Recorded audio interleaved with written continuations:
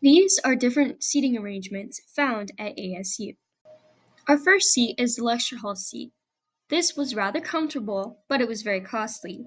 It had a high environmental impact and low sustainability because it was made out of plastic. It was not very safe because it could pose a high fire hazard to students who try to leave the desk and try to escape through the ropes. It may be difficult. And it limits social interaction because it focuses listening to the professor rather than peers. However, it does function well, but it is not very aesthetic. Second, we have the outdoor bench. This bench was not very comfortable, though it wasn't as expensive as the lecture hall seat. It has a low environmental impact and a high sustainability because it is made simply out of metal. It is relatively safe to sit on, and it promotes social interaction besides the metal bar splitting down the middle. It functions well as a seat, however, it is not very aesthetic.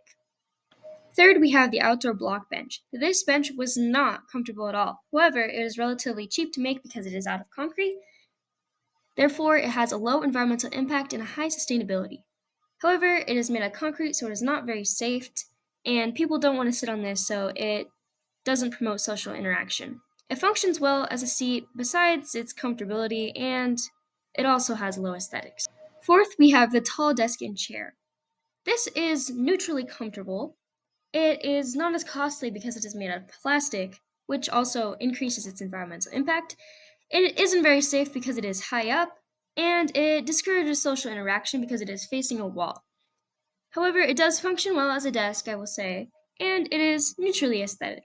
Last and by far the best, we have the Tooker Lobby chair, which was very comfortable, very safe, and functions well, and it looks aesthetic, despite its environmental impact and sustainability score.